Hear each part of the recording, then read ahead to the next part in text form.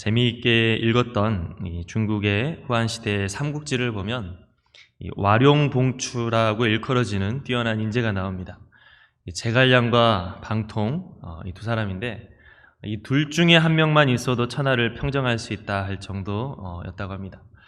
그 중에 이 방통과 관련된 인상 깊은 이야기가 하나 있는데 제갈량의 추천서를 받아서 방통이 유비를 찾아갔습니다. 그런데 그 외모가 너무 웃기게 생기고 못생겨서 유비가 그의 됨됨이를 의심하고 조그만 고을의 관리를 맡겼습니다. 그래서 살펴보니까 이 방통이 일은 안 하고 술을 마시면서 고을을 돌보지 않는다 하는 소문이 돌자 장비를 보내서 진상을 조사하게 합니다. 그래서 장비가 호통을 쳤더니 방통이 일어나서 지난 100일 동안에 밀렸던 일을 반나절 만에 다 처리를 해버렸다라고 합니다. 그래서 유비가 외모로만 판단하고 그의 인물 대미를 제대로 못 알아본 것을 사죄하고 그를 귀하게 여겼다 하는 일화가 있습니다. 이 이야기를 들을 때 어떻게 100일 동안에 밀렸던 일을 반나절 만에 다 처리했을까? 상상을 해봤습니다. 얼마나 머리가 좋고 얼마나 수완이 좋으면 그렇게 할 수 있을까? 오늘 우리가 읽은 말씀을 보면 그런 지혜로운 일처리를 우리가 조금이나마 엿볼 수 있는 것 같습니다. 하나님께서는 다윗의 뒤를 이어서 이 솔로몬을 이스라엘의 왕으로 세우셨습니다. 솔로몬은 여러 아들들 중에 자기가 왕이 됐기 때문에 그 왕권을 경고하기 위해서 하나님 앞에 엎드렸는데 일천번제를 드렸습니다. 그리고 하나님께서는 그런 솔로몬을 어여삐 여기시고 그에게 소원을 물으셨는데 솔로몬은 다른 것이 아닌 지혜를 구했다라고 말씀하고 있습니다. 하나님께서 맡겨주신 이 백성들을 내가 잘 이끌 수 있도록 송사를 듣고 분별하는 지혜를 구했다. 그래서 하나님께서는 더 기뻐하셔서 지혜와 함께 구하지 아니한 부귀와 영광도 주셨다라고 말씀하고 있습니다. 오늘 읽은 말씀은 하나님께 지혜를 받은 솔로몬이 얼마나 지혜롭게 나라를 잘 다스려가는가를 보여주는 일합니다. 두 창기가 와서 이 왕에게 재판을 청했습니다. 둘 다 아이를 낳았는데 뒤바뀌었다고 하는 겁니다. 사흘간의 간격으로 둘 다 아이를 낳았는데 어느 날 자고 일어나니 한 아이가 어미에 눌려 죽어 있었습니다. 그런데 죽은 아이를 안고 있던 여인이 자세히 그 아이를 살펴보니까 자기 아이가 아닌 거였습니다. 그래서 다른 여자 품에 있는 아이를 보니까 살아있는 아이가 자기여서 아이가 바뀌었다. 산 아이가 내 아이다 라고 했더니 그 반대 여인이 그렇지 않다. 이 아이가 내 아이 맞다. 죽은 아이가 너의 아이다. 이렇게 서로 언쟁이 벌어졌습니다. CCTV도 없고 누가 보지도 않았는지 옆에서 가려줄 사람도 없었던지 이 두 사람의 이 주장은 정말 증거가 없는 미궁에 빠진 사건이 됐습니다. 이에 솔로몬이 이 일을 어떻게 해결했느냐? 부하에게 칼을 가져오라 해서 칼을 가져와서 이 살아있는 아이를 둘로 갈라라 라고 말씀합니다. 이 두 여자가 서로 자기 것이라고 우기니까 그냥 갈라서 한쪽씩 갖게 해라. 그런데 이 명령에 대해서 두 가지 반응이 나왔는데 한 여자는 그 마음이 불붙는 것 같아서 그 아이를 죽이지 말라라고 했습니다. 나에게 안 줘도 좋으니 저 여자에게 줘도 좋으니 아이는 죽이지 말아라. 그런데 다른 여인은 어떻게 반응했느냐? 서로 나누어 갖자. 네 것도 내 것도 아니고 우리 서로 나누어 갖자. 그래서 솔로몬이 이것을 보면서 아이를 향한 그 어머니의 사랑을 보면서 저 아이를 살리고자 한 여자가 진짜 어미다라고 판단을 하고 있습니다. 이를 지켜본 사람들이 그 지혜로움에 감탄했는데 하나님의 지혜가 그 속에 있음을 느꼈다 했습니다. 우리 한번 28절 말씀 다 같이 한번 읽어보겠습니다. 28절 시작. 온 이스라엘이 왕이 심리하여 판결함을 듣고 왕을 두려워하였으니 이는 하나님의 지혜가 그의 속에 있어 판결함을 범이더라. 아멘. 하나님의 지혜가 그 안에 있다라고 말씀하고 있습니다. 좀 전에 삼국지를 보면 방통이 어떻게 그 많은 일들을 쉽게 처리했을까 싶은데 단순히 계산이 빠를 수도 있죠. 이를테면 우리 동에 백신이 몇 개 필요할 것인가, 얼마나 나눠서 줘야 될 것인가, 이렇게 단순한 계산을 잘했을 수도 있습니다. 하지만 오늘 말씀을 보면 그걸 뛰어넘어서 통찰력이 있어야 함을 볼 수 있습니다. 어떤 사안에 대한 통찰력, 그리고 사람에 대한 통찰력이 있을 때 그 문제를 쉽게 또 바르게 풀어나갈 수가 있는 것입니다. 솔로몬은 하나님께서 이처럼 지혜를 주셔서 정말 통찰력을 가지고서 하나님이 맡겨주신 그 백성들을 잘 다스리고 하나님이 맡겨주신 그 사명을 감당하는 사람이었습니다. 우리들도 이 솔로몬이 받았던 하나님의 지혜도 우리 안에 충만해져서 우리에게 주어진 삶을 잘 살아가고 또 우리에게 주어진 사명을 잘 감당해야 될 것입니다. 오늘 말씀을 보면 먼저 사람과 사물에 대한 통찰력이 있어야 됨을 봅니다. 누구보다 다른 누구가 아닌 나 자신을 볼 수 있는 눈이 있어야 됩니다. 우리 한번 26절 말씀 다 같이 한번 읽어보겠습니다. 26절 시작. 그 산 아들의 어머니 되는 여자가 그 아들을 위하여 마음이 불붙는 것 같아서 왕께 아뢰어 청하건대 내 주여 산 아이를 그에게 주시고 아무쪼록 죽이지 마옵소서 하되 다른 여자는 말하기를 내 것도 되게 말고 내 것도 되게 말고 나누게 하라 하는지라. 솔로몬은 단 한마디로 이 두 여인이 가지고 있는 이 속마음을 드러내고 있습니다. 칼을 가지고 해서 이 아이를 반으로 갈라라 라고 한 그 말 한마디가 한 여인 안에 있는 두 여인 안에 있는 속을 밝혀볼 수 있었는데, 한 여인은 그 속에 뭐가 담겨져 있었죠? 아이에 대한 뜨거운 사랑이 담겨져 있었습니다. 자기 목숨보다도 그 아이를 더 사랑하는 마음, 정말 이 아이가 잘 되기를 바라는 그 마음이 그 솔로몬의 말 한마디에 드러났습니다. 그런데 반대로 다른 여자는 솔로몬의 그 말 한마디에 이 아이에 대한 어떠한 애착도 느껴지지 않는 마음, 되려 나도 못 가지니 너도 가지지 말아라 하는 어떠한 시기심이 솔로몬의 말 한마디에 드러납니다. 이처럼 솔로몬은 어떤 증거가 없었지만 이 자녀에 대한 어머니의 사랑이라고 하는 인간에 대한 이해를 가지고 또 인간에 대한 통찰을 가지고 이런 오리무중한 사건을 잘 해결하는 것을 우리가 볼 수 있습니다. 마가복음 3장에 보면 예수님께서 회당에 들어가실 때, 안식일에 회당에 들어가실 때 한쪽 손 마른 사람이 있다 했습니다. 그때 사람들이 예수님을 주시를 했습니다. 이 사람이 과연 이 안식일에 이 병자를 고치는지 안 고치는지 주시를 했다. 그래서 만약에 고치면 안식일에 일을 했다라고 고발하기 위해 주시했다 했습니다. 그때 예수님께서 손 마른 사람에게 한가운데 일어서라고 하시면서 사람들을 둘러보며 말합니다. 안식일에 선을 행하는 것과 악을 행하는 것, 생명을 구하는 것과 죽이는 것, 어떤 것이 옳으냐? 이 말을 들은 사람들이 어떻게 반응했느냐? 아무 말 하지 않고 잠잠히 있었다고 했습니다. 왜 그들이 아무 말 하지 않고 잠잠히 있었을까요? 예수님이 하신 말씀이 틀린 말은 아닌 것 같은데, 자기들이 가지고 있는 그 생각을 끝까지 주장하기 위해서 자기들의 그 완악함을 가리기 위해 잠잠히 있었다. 그래서 예수님께서 그 모습을 보시면서 그들의 마음이 완악함을 탄식하사 노하셨다라고 했습니다. 이처럼 예수님은 이 세상에 오셔서 우리 사람들로 하여금 진실과 마주하게 합니다. 사람들은 안식일 계명을 지켜야 된다, 말씀에 순종해야 된다 이렇게 말하면서 열심을 냈지만 예수님께서는 그들 안에 있는 그 완악함을 직면하게 하시고 또 깨닫게 하셨습니다.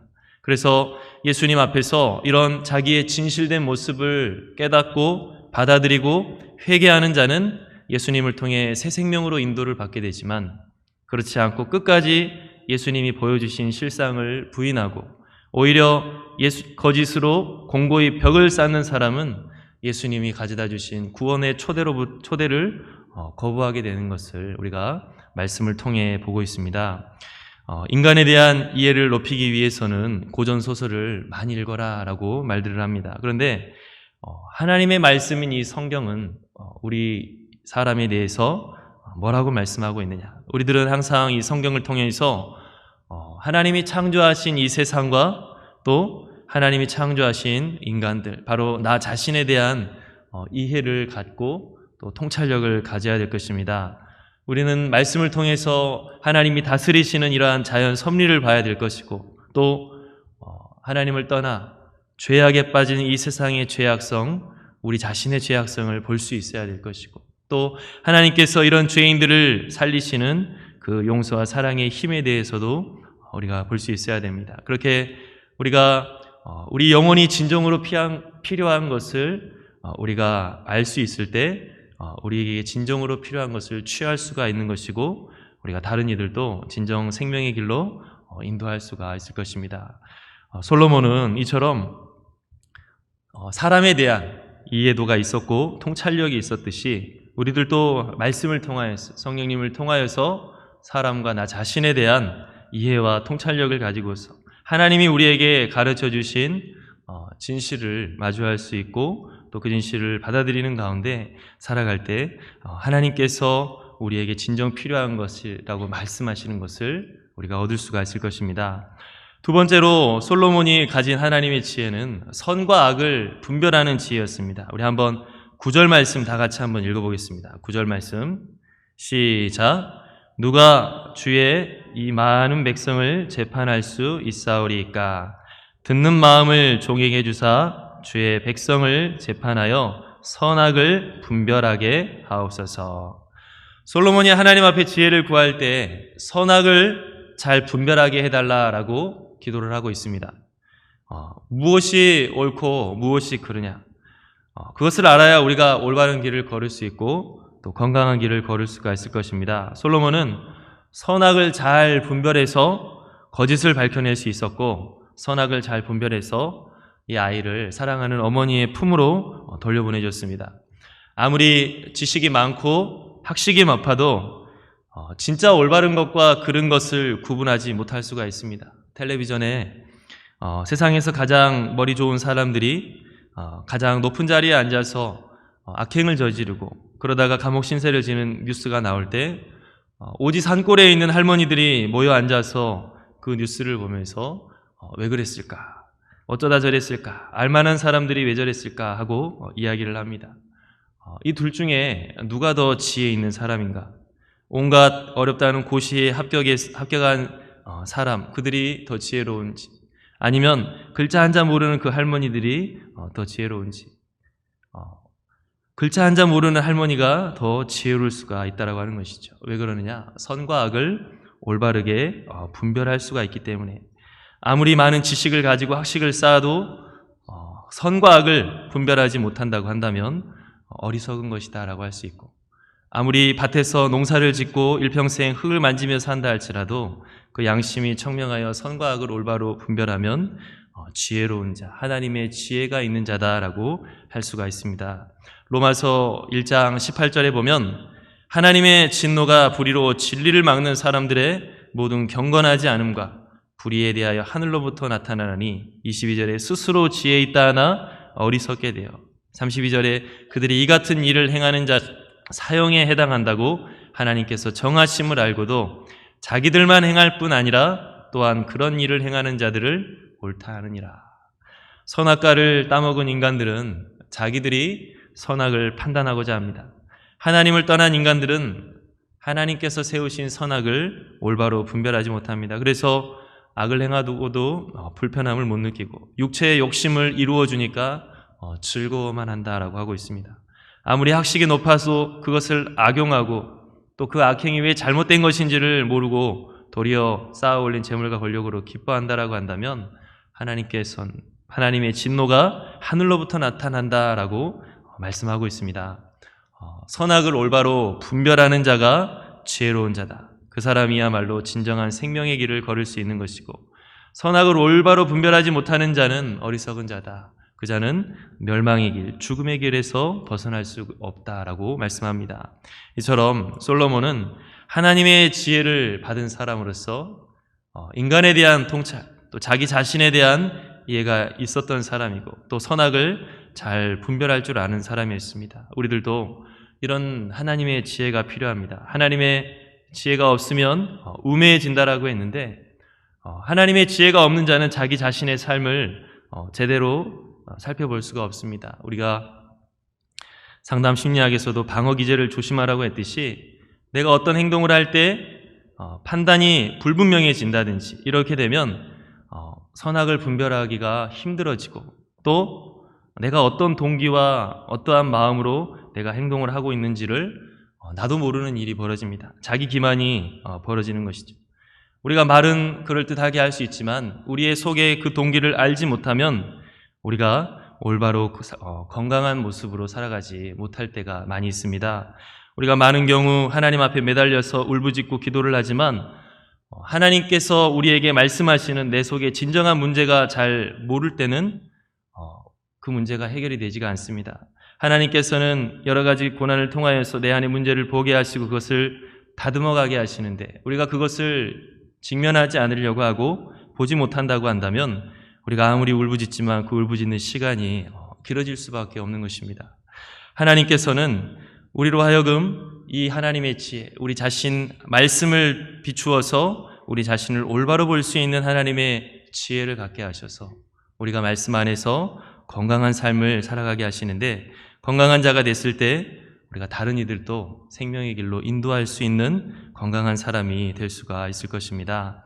오늘 하나님의 그 지혜를 받은 솔로몬처럼 정말 하나님의 말씀으로 자기 자신을 올바로 보고 세상을 올바로 볼 수 있는 자가 되어야 됩니다. 마지막으로 우리가 받아야 할 하나님의 지혜는 다른 것이 아닌 하나님 나라에 대한 것입니다. 그리스도인들은 세상 사람들이 알 수 없는 하나님의 지혜를 가지고 있는데 그게 무엇이냐? 바로 하나님의 나라에 대한 지식이다라고 합니다. 세상 사람들은 하나님 나라의 존재에 대해서 알 수 없고 또 하나님 나라가 완성이 되는 것에 대해서 알지 못합니다. 하지만 예수 그리스도를 통해서 하나님의 비밀을 맡은 우리 그리스도인들은 하나님의 나라에 대해서 알고 있고 그 나라가 다가오는 것을 사모하고 기다리는 사람들입니다. 성경에 보면 이와 같은 지혜가 나오는데 창세기 41장에 보면 애굽왕 바로가 7 암소와 7 이삭의 꿈을 꿨는데 애굽의 점술가와 현인들을 모두 불러서 그 꿈을 해석하려고 하지만 그것을 해석할 수 있는 사람이 없었습니다. 하지만 마침 술 맡은 관원장과 함께 옥에 갇혔던 요셉은 어땠습니까? 하나님의 영에 감동돼서 미래의 일을 예언했다라고 말씀하고 있습니다. 다니엘서 2장에 보면 바벨론 왕 느부갓네살이 꿈을 꿨는데 자기가 꾼 꿈이 뭔 내용인지도 모르고 어떻게 해석할지 몰라서 바벨론의 박수와 술객과 점쟁이와 술사를 불러서 그 꿈을 맞춰보라고 하고 만약에 맞추지 못하면 다 죽인다고 했지만 어느 누구도 할 수 없었습니다. 하지만 하나님의 영에 충만한 다니엘은 그 왕이 어떤 꿈을 꿨고 또 그게 무슨 내용인지를 알려주었다라고 했습니다. 이런 말씀들은 이 구약시대 때 크게 쓰임받았던 하나님의 사람들의 이야기입니다. 하나님께서는 바로 그 사람들을 통해서 하나님의 나라가 어떻게 이루어져 가는지를 보여줬는데 이것은 그리스도인들이 소유한 영광을 보여주는 것입니다. 하나님께서는 그 시대에는 요셉이나 다니엘과 같은 사람들을 통해 미래를 알려주시고 하나님의 다스리심을 보여주셨는데 이제 지금 이 시대에는 어떻습니까? 예수 그리스도를 아는 모든 그리스도인들에게 앞으로 우리가 어떻게 구원을 받고 어떻게 우리 주님께서 이 땅에 오셔서 하나님의 나라가 완성될 것일지를 말씀과 성령을 통해 우리에게 알려주고 계십니다. 그래서 그리스도인들은 하나님의 비밀을 맡은 자이고 하나님의 나라가 이 땅 가운데 어떻게 임하는지를 알고 있는 하나님의 지혜를 가진 사람들이어서 말세를 준비하는 삶을 믿지 않은 사람들과 달리 살 수가 있는 것입니다. 우리 그리스도인들은 하나님의 나라에 대한 지식이 있기 때문에 다가오는 하나님의 그 미래에 대해서 더 지혜롭게 삶을 살 수 있습니다. 믿지 않는 사람들은 이 세상에 함몰돼서 살아가지만 그리스도인들은 하나님의 나라를 준비하면서 살 수 있고 믿지 않는 사람들은 이 세상에 욕심이 함몰돼서 낙심하고 유혹에 빠지면서 그것이 전부인 찾아가지만 그리스도인들은 하나님의 나라를 바라보면서 기뻐하면서 또 복되게 살 수 있습니다. 이게 바로 하나님의 지혜가 있는 지혜로운 자다라고 할 수가 있습니다. 오늘 우리가 이처럼 이 세상을 살아갈 때 솔로몬처럼 우리들은 하나님의 지혜를 받아서 지혜로운 삶을 살고 있는지 아니면 정말 지혜 없는 자처럼 어리석게 살아가는 것인지 우리가 스스로를 한번 좀 생각해 보고 다시 한번 사모하는 마음으로 하나님의 지혜를 간구할 수 있는 저와 여러분들이 될 수 있기를 간절히 바랍니다. 하나님의 지혜를 알고 있는 솔로몬은 하나님께서 맡겨주신 그의 백성들을 잘 다스렸습니다. 하지만 나중에 그 하나님의 지혜를 잃어버리고 나니까 우상에 빠지고 그 하나님이 맡겨주신 나라가 반토막이 나는 것을 볼 수 있습니다. 우리들도 인간의 생각으로 지혜롭다 말하지 말고 내 자신의 생각으로 교만하게 내가 지혜롭다 말하는 것이 아니라 진실을 마주하게 하시는 예수 그리스도 앞에서 겸손히 서야 될 것이고 하나님의 지혜가 나에게 임하기를, 또 하나님께서 이미 나에게 알려주신 하나님 나라에 대한 그 복음을 부여잡고 그 나라를 예비하고 준비하며 살아갈 수 있는 저와 여러분들이 될 수 있기를 간절히 바랍니다.